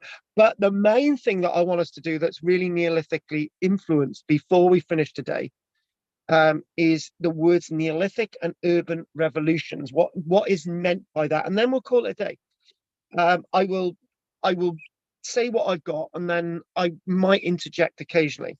Influenced by Marxism, Gordon Childe argued that society experienced wide-scale changes in relatively short periods of time, citing the Industrial Revolution as a modern example. Do I agree with that? Well, he's right, but I believe it happens over a long period of time, except Gordon Childe could argue with me that how do you define time, right? And he could argue that the Roman era, right, that was quite rapidly, you know, Roman influence, but but the word revolution is a bit of an anathema, really. But he's using the word Neolithic revolution, and it's a word that people use today a lot more. I like societal transition rather than the word revolution. It makes more sense to me. But he's got a different mindset than me. I'm not saying he's wrong, but he did say that things happen in bursts. They go bang, right? And, you know, these ideas almost come to him through Marxism, through what happened in the Russian October Revolution of 1917. Gordon Childe introduced his ideas about revolutions and revolutionary thinking and how things moved on quite rapidly. And this term, Neolithic Revolution, was his, 1935, in his presidential address to the Prehistoric Society. He was president of the Prehistoric Society, which he helped establish with Piggott and Graham Clark in the 1930s. So he basically said that, you know, what we've got to do is we've got to see change. There is change in archaeology, naturally. There is change. He said it happened more quickly than I'm saying. But the word revolution is a word that I'm not going to chastise anyone for using. He also said about something known as the urban revolution, right? And what that is instead of thinking about the Neolithic revolution, you know, agriculture, you know, everything turns up at the same time and whatever, that's me being really blasé. He's using the word urban revolution, right? His idea with the Neolithic revolution, before we mentioned this thing about the urban revolution, the Neolithic revolution was a period of radical change in which humans, previously hunter-gatherer, began cultivating plants and breeding animals for food, allowing for greater control of the food supply and for population growth. Gordon Childe believed that there was also something called the urban revolution. Now, those thoughts about the Neolithic revolution, I believe that happened over a long period of time than what Gordon Childe says, and we're seeing that more in the archaeology through scientific dating. But let's not disagree with him. It's a great idea anyway. Let's just sort of use it a little bit. This word urban revolution is associated with the idea of people needing cities to live, right? And when people live in cities and places in one point, they've got to have the following. So when you think about the Minoan civilization, they went through an urban revolution, right? When you think about places like London, it went through an urban revolution. And what is it to be having an urban revolution? We'll look at this. They were larger than earlier settlements, right? They contained full-time craft specialists. The surplus was collected together and given to a god or a king. Now, suddenly we're moving away from sort of Marxist archaeology. We're now starting to say the urban revolution. To have a city, you've got some organizer. They witnessed monumental architecture. Constantinople, Istanbul, Roman is a good example of that. There was an unequal distribution of social surplus. So in other words, you would have centers where there would be leaders who would have more than the rest. Writing was invented. Fine, when you're thinking about the Minoan civilization, the urban revolution, Minoan civilization, 3,700 years ago. Science developed, obviously, that's great. So when we think about the writing, we're talking about linear A, linear B. When we're talking about the Minoan civilization, science developed. Naturalistic arts that we actually see across the likes of ancient Egypt in regards to Akhenaten, and we think about the city of Akhetaten. Is that under an urban revolution? Maybe it is. Trade with foreign areas increased, so we're getting trade from different countries, and the state organization was based on residential rather than kinship. Gordon Childe that the urban revolution also had a negative side in that it led to increased social stratification into classes and to oppression of the majority by the powerful elite. And to be honest with you, he's right. Look at Victorian society. You know, the upper classes and the rich classes in Victorian society, that is London within an urban revolution after the Industrial Revolution. And when we think about when we think about Paris and we think about the French Revolution of 1789, they're opposing the urban revolution. In fact, France has had its urban revolution with the rich and everything going on in Paris, and now we've got another revolution, the French Revolution. So not all archaeologists adopted Childe's framework of understanding human societal development as a series of transformational revolutions. Many regard the term revolution as misleading, as I'm sort of saying a little bit, but I'm not just going to disagree with him completely, because the process of agriculture and urban developments were gradual transformations and transition. But sometimes things happen instantly and overnight, and that's where he come up with the idea of the Neolithic revolution. And on that moment, we're going to close that today. We're going to say that we're going to be looking at Gordon Childe's work next week, and it'll make Skara Brae a lot more easier to understand from his point of view.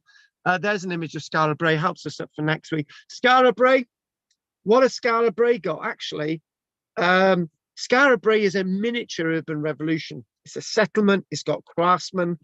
We're not really sure it was organized by a king or anything like that, but, you know, we do have really impressive structures here. We obviously got no writing, but there's something very special about Skara Brae, and that's what we're going to do next week.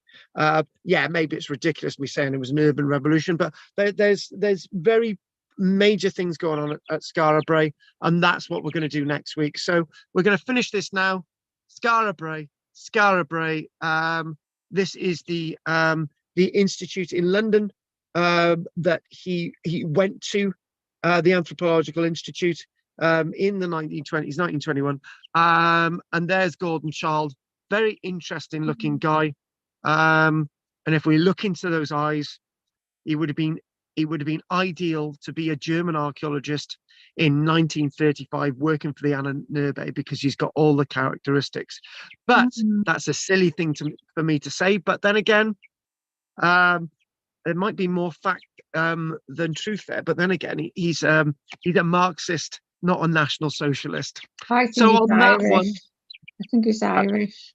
he looks Irish, from Australia. Yeah. So maybe he's from a family of Irish immigrants. I don't know where the name Charles comes from. Right, let's call that a day. See if there's any questions, and let's go with right. Anne, anything you'd like to say? Well, I found the last bit a bit difficult to understand, really. I don't know why, because we were just talking about kind of people, archaeologists, and then we started about Gordon Childe's sort of theories, which sort of, I was still thinking about, which is okay, because we can go on to it next week, which is a way We of will doing come it. into next week. It will come into it next week. I was just thinking, when I said about what's the name, Gertrude Bell. Gertrude Bell, being of a certain class and everything, but a lot of women did very unusual, very subservient roles, from the middle classes, from the upper classes, sometimes in nursing and things like that. So it was very unusual for her to do this, because it's more like, it was more like a man's kind of interest, but like I said, she's very interesting, and Gordon Childe, I'm sure it'd be interesting to understand what he was talking about a bit more. And obviously, the one thing that he did get wrong about, he believed in detail, right? He believed in all the detail, to sort of everyday man, woman. One thing he got wrong with initially with Skara Brae was the date. He thought it was Iron Age, but then again, obviously his mind changed. But his work at Skara Brae really told us that where we'll look at that next week. A great excavation, and through his understanding, and that's how we'll see it. And hopefully we've got some background on that this week. Right. So okay then. Anything else, Anne, before we ask any questions? No. There was something, but it's slipped my mind now. Okay. Look. Not a problem. What we're gonna do? We're gonna ask if I'm going to ask if anyone online's got anything to say. So we got that. So let's do our French friend Henry. Are you going to France anytime, Henry? No. But you can get quite a discounted flights to Charles de Gaulle Airport at this minute if you want. You've got to walk from the airport to your accommodation in the centre of the city. No, that's not on my list. It's the other places I'm going to, which I won't tell you all of them. So yeah, we won't talk about Ukraine again. Right, okay, Len. So there's nothing else then, Henry? No, it was just that I would describe it not as a revolution, but more transitional periods. Yes, this is how I feel. Like what I was trying to get into Gordon Childe today. But yeah. Well, you've been with me too long to sort of not say transitional. But I think in a way, let's just defend Gordon Childe a little bit. What he was trying to do is make things simple. He was the everyman archaeologist, right? So the everyman archaeologist wants a beginning and an end. Like this is what he was trying to give us. Like as archaeologists, what we're doing is we're seeing transitional, right? We're seeing change over a longer period of time. But the everyday member of the public does not understand that. If you say, oh, by the way, the Neolithic sort of started here, but it took like 1,000 years to start, they wouldn't get it. So what you got a beginning and end, and this is what he gave us. If you could see that. Good. Yeah. Yeah, I can see his point, but I don't agree with it. Okay, well, I'm not saying I completely agree with it. I'm not saying that I agree with it either. But you know, I've got to try and be level here. You know, so that's why I'm here. So, Right, so you're the anyway, referee. I'm the referee. Yes, okay. I'm with you, Henry. But we won't say anymore. Right. Anyway, thanks. Say so. What we're going to see if we've got Richard's got a fire in front of him. You can see his face all lit up red. Richard, anything you want to say? Oh, yeah. I hope we haven't. No, I was just, I suppose he's coming up with some of these theories. He's living at a time of quite a lot of different changes are going through, the Russian Revolution and the First World War, and sort of information is more at hand at this time, and he's trying to sort of put the same sort of feeling back the sort of Neolithic times and Bronze Age times, and sort of trying to work out how society was sort of working then. So I suppose, you know, He was trying to come up with a formula. He's living in a lot of it. Yeah. It's a time of great change, isn't it? You know, with radio. Yes. You know, people are getting news. Yeah, you're right. You are right. You are right. Well, okay. use the term to, like, you know, inspire people to be interested, sort of thing.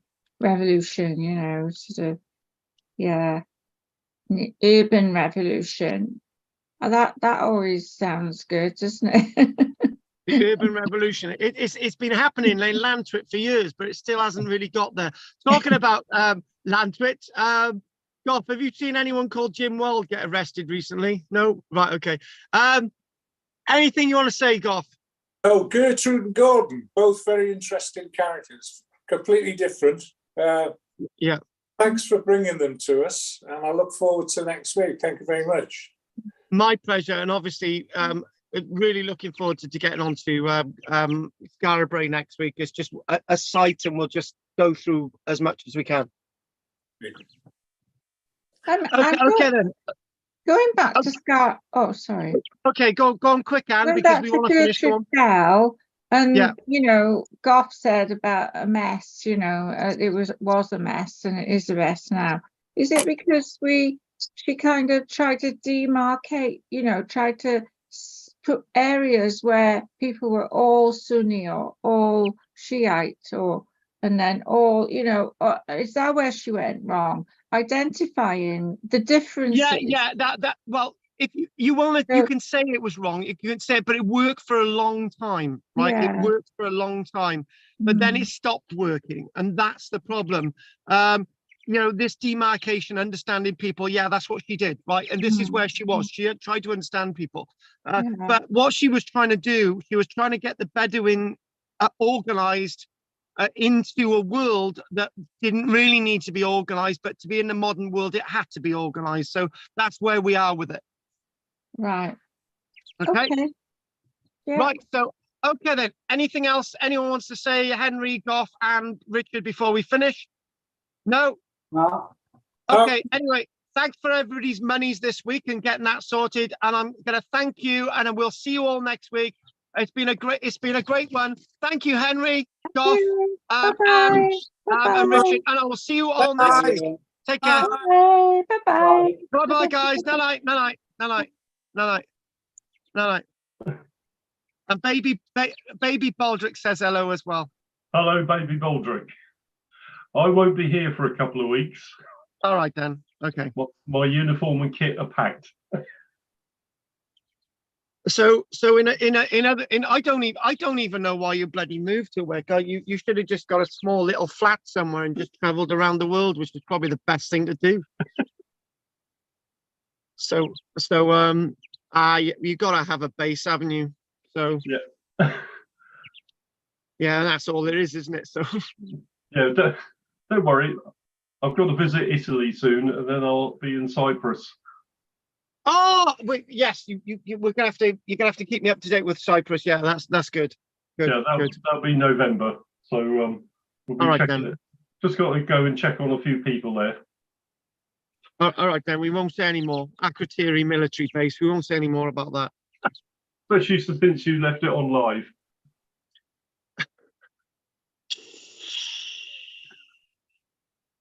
You know what gets me is the other half. She says, "Oh, I've got this aeroplane tracker, and like there's an RAF plane flying over here. It's going to here and there." And I'm thinking, why the hell do they give civilians this ability to know where military aircraft are flying? You need to turn off your next thing, and I'll tell you. Okay, I will turn this off in a sec. I'm just gonna look in the chat box, folks. Anything in the chat box? No. And I'm going to anyone watching online, don't forget to like and subscribe and press the join button down below. Thank you very much. And I will see you all next week on Tuesday at 7:30, or I'll see you on Wednesday in the morning at 11 o'clock or 7:20.